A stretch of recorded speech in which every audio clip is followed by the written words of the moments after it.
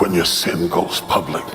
Come on. Come on. When your sin goes public, people act like they have none. Me that are without sin, cast the first stone. And I cannot forget the way that he made me cry many nights when I drove in his cars on the way home, not able to take enough showers to wipe the smell of him off of my body. I think that we as Christians should just pray. I mean, if Bishop Jakes was at a Diddy party, there could only be two reasons.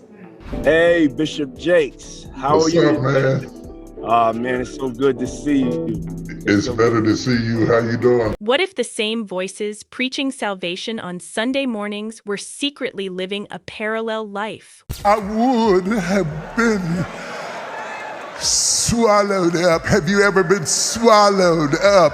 Have you gone through a time of swallowing? What if I told you that several of these prominent preachers were personally invited to Diddy's legendary freak-off parties? Yeah, the same parties at the core of those sensational charges.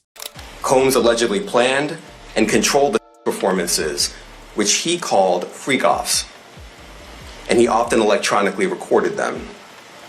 The freak-offs sometimes lasted days at a time. T.D. Jakes was hanging out at a rapper and twerking party. What? That Puff Daddy held. He's sitting right there. Oh, T.D. Snakes. So did Diddy just spill the names of some of the most important spiritual leaders in the country? Could the guys who were meant to advise us get caught up in the same mess? Let's begin with Bishop T.D. Jakes, one of the most prominent and well-known personalities in the Christian world. His sermons have touched millions, and he's developed a megachurch empire that spans the world. Rumors surrounding, Diddy and T.D. Jakes. Why would a religious man like himself be at a party which ain't nothing but sin? Diddy forced me to make a sacrifice when I went to his birthday party. Since then, I stopped meeting Diddy. Diddy, Jay-Z, and Tyler Perry are all in this together, and they are the worst people. But despite his fame, Jakes got caught up in the allegations of a YouTube channel, Tough News TV, that were then taken up on other social media platforms, resulting in his name trending on the internet a few months ago. In the video, host Jermaine McKinley alleged that he was sent an anonymous email claiming Cassie Ventura was assisting the FBI in an investigation against Diddy after the former filed and settled a civil lawsuit against the hip-hop mogul, accusing him of heinous acts of violence during their decade-long relationship. The email read, "My RD and Stein noise." So, I want to put you up on game on the real nature of Diddy and Bishop Jakes' relationship. But first, let's understand that Bishop Jakes is not of God. He is obviously a Freemason, and so was Diddy. And I say was because it looks as if he has been deprived of his protection, privileges, and authority. But make no mistake about it, his soul is still spoken for by the devil. He will never be able to fight against or avoid that brutal truth. Anyway, I'm informed Diddy and Jakes disguise the genuine nature of their relationship. Just recently today, I've heard from 2 other victims that so it's just a lot to talk about, that experienced the same thing that I experienced. I would have been swallowed up. Have you ever been swallowed up? Have you gone through a time of swallowing? According to the email, back in June 1983, Kim Porter claimed T.D. Jakes was accused of fooling with a young lad barely a year after tying the married with his wife. The rumor is the entire affair was hushed up somehow. Fast forward to 1999, when a person threatened to spill the beans on Jakes. Inexplicably, he disappeared. Pastor Blank discloses that the individual was paid money to be silent. 2 years later, the same individual showed up dead with a gunshot to the head. This all took down at Emmanuel Temple of Faith in Smithers, West Virginia. Rumor has it some from Jakes' hometown claim he's been on the down low with boys all along, and there's even rumors of some older pastor grooming him. McKinley also claimed Cassie had given over damning evidence, including Kim Porter's burner phone and a USB stick holding film of one of Diddy's sex parties, to authority. A USB drive and Kim Porter's burner phone. Now, there is also an alleged email out saying a plethora of other things that include TD Jakes. Just man like himself be at a party, which ain't nothing but sin that's going on, bruh. Whether it's drinking, maybe fornicating, maybe. That multiple male escorts corroborated the fact that TD Jakes have slept with multiple men at Diddy's parties and abroad. McKinley added that Jakes was in attendance at one of the gatherings when he reportedly slept with many males. He further said that numerous male escorts would apparently verify the charges against Jakes, and that a young guy was set to sue the bishop for crimes that allegedly happened when he was 16 years old. In addition to all this, rapper and hip-hop musician Mase also disclosed what he knows about the connection between Diddy and Jakes. If you are a lover of hip-hop music, you may have heard about the continuing fight between rappers Mase and Diddy. The two used to be close partners in the 1990s when Mase was one of the biggest performers signed to Diddy's Bad Boy label.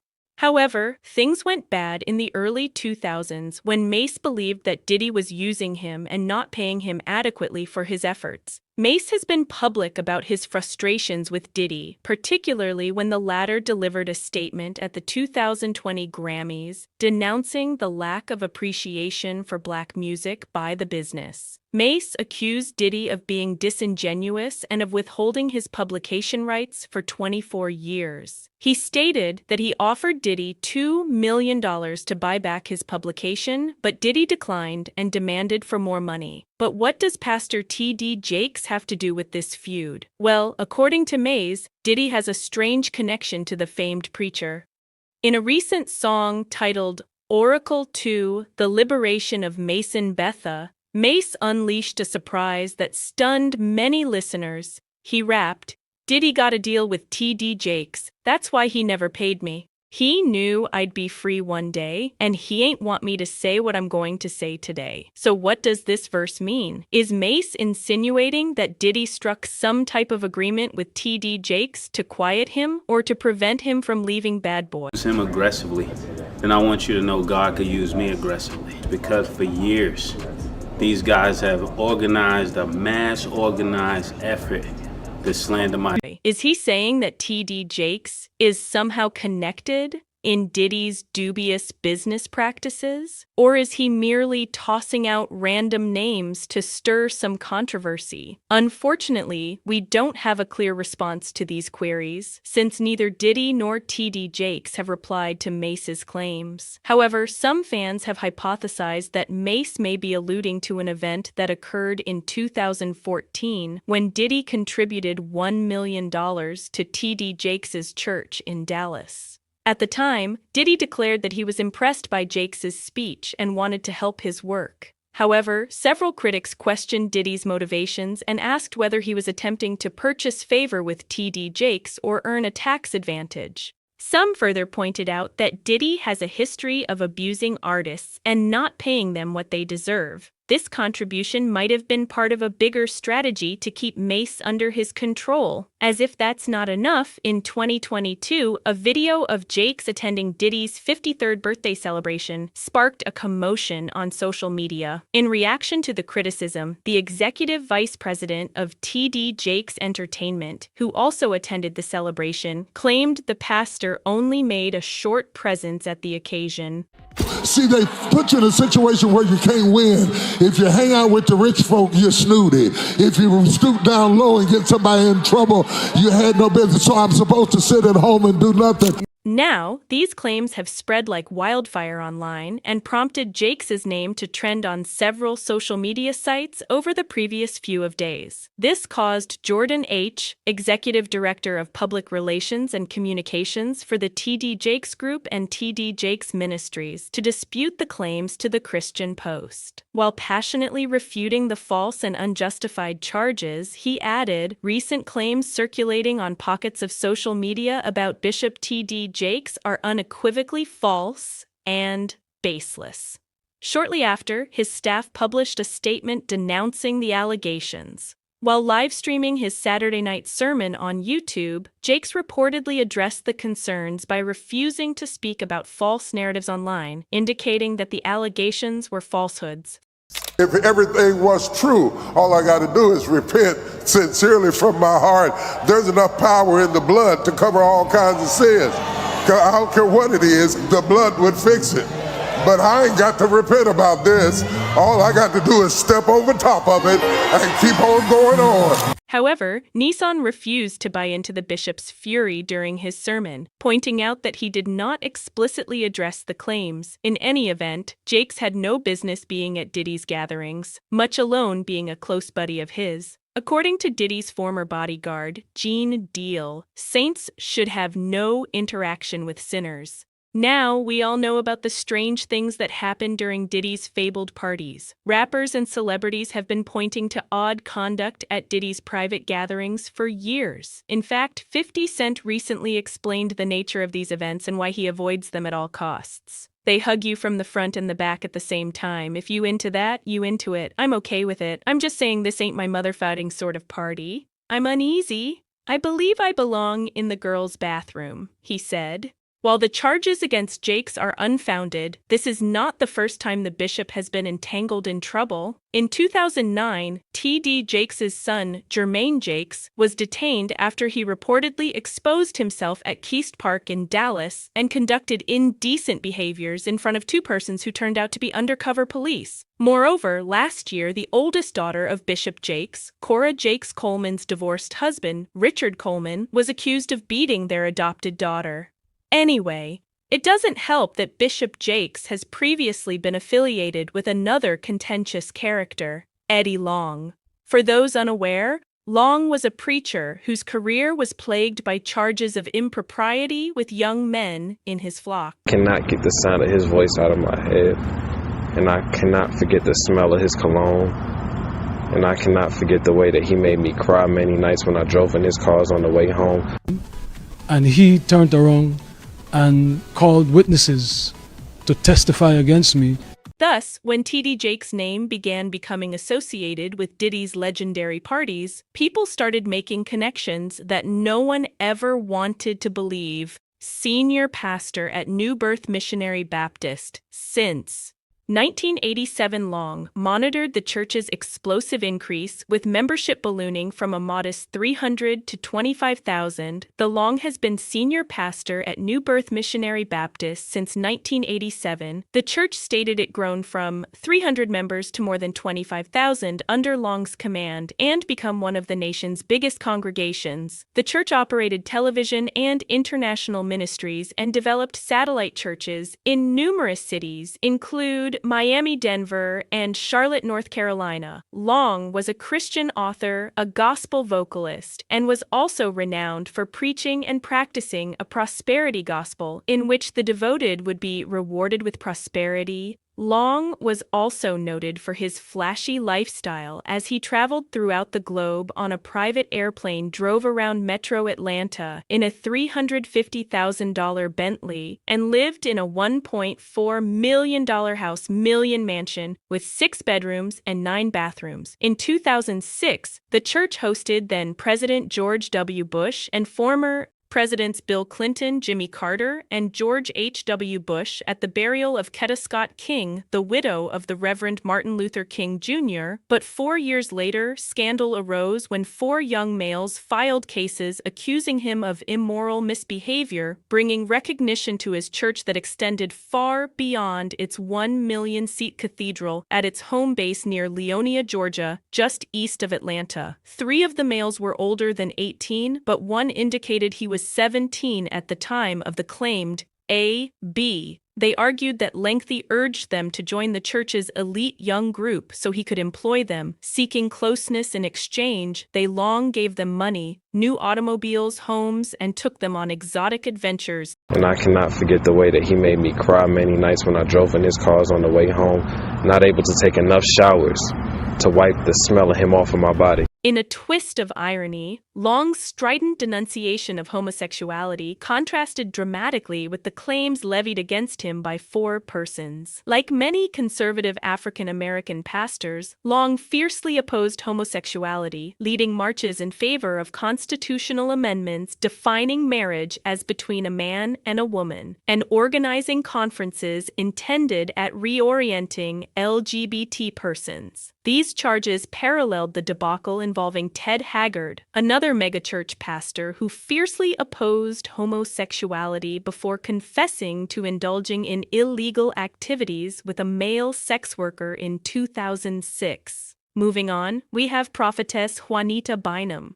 Juanita Bynum, noted for her profound lectures and spiritual conferences, has experienced difficulties of her own throughout the years. But this is a whole other level. She's lately been associated to Diddy's freak-offs, and although she's openly denied any participation, her prior controversies give cause for conjecture. Bynum once remarked on T.D. Jakes' own controversies, advising people to mind their business when he was tied to improper behavior. While giving her New Year's Eve service at her Norcross, Georgia church, she felt driven to draw similarities between her sermon and the rumors.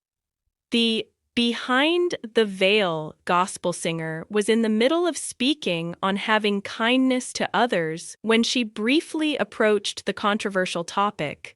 Everybody around me can tell you I don't talk about preachers. I don't speak about anyone, 'cause I don't know who's going to have to be my assistants one day. I don't put my lips on the people of God 'cause I wasn't there and I don't know, she began. Elsewhere throughout the ceremony, Bynum continued to assert that hearsay regarding the fresh accusations relating the prominent personalities to each other was coming from persons who were not in the room when the events may have happened. "Mind your business," she said. Okay, I'ma leave that alone because this ain't no New Year's Eve message." Bynum appeared to indicate her support for the Potter's House church leader when she remarked, "If I get a phone call, I'm running. I'm headed straight to Texas." She reiterated her lack of opinion on the allegations launched against the religious figure with the biblical adage adapted from John 8:7, "Let he who is without sin cast the first stone." T.D. Jakes was hanging out at a rapper and twerking party that Puff Daddy held. He's sitting right there, old T.D. Snakes. Amen. They there twerking and everything. T.D. Snakes right there. Dr. Bynum, what is your opinion about Bishop Jakes? Ye that is without sin, cast the first stone. Bynum's ascension in the religious world was rapid, but her fall from grace appears inevitable given these fresh disclosures. But supporting Diddy is the least of her problems. Bynum recently found herself caught in a web of financial dispute, with over $1.7 million mysteriously vanishing from 2 charitable groups under her guidance. The mysterious disappearance of yearly financial surpluses, which were simply erased from the records, has provoked intense scrutiny and raised major issues about openness and accountability within her departments. A careful study of financial data uncovers a worrying pattern of irregularities, surpluses totaling $1,764,427 from 2016 to 2021 were suspiciously lacking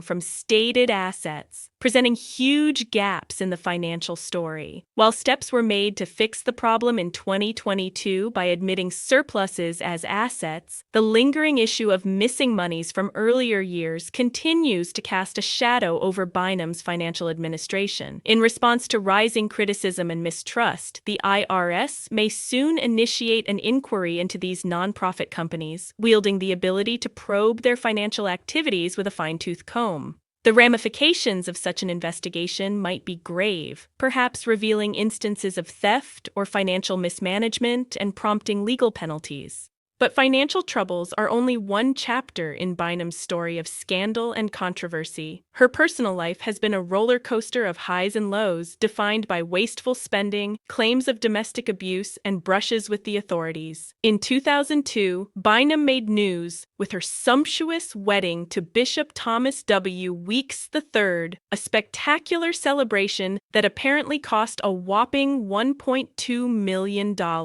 Yet the fairy tale relationship took a nasty turn only 5 years later when Bynum accused Weeks of domestic abuse, shattering the image of wedded happiness and sparking soul-searching among her ardent followers. Following this, in what looked to many as a blatant chase of profit, Bishop Thomas Weeks issued a book titled What Love Taught Me. This newspaper, decorated with a cover shot from his wife Juanita Bynum's sumptuous wedding day, dug into the weaknesses of their relationship. Among its contents was a chapter apparently headed "She Wanted to Be the Next Oprah at Any Cost," offering insight on the couple's hopes and objectives. Weeks' expose of their personal lives didn't stop with the book. He later pled guilty to specific offenses and got a sentence of 3 years of probation and community service. This legal ordeal threw a cloud on the couple's public image, ruining their reputation in the eyes of many.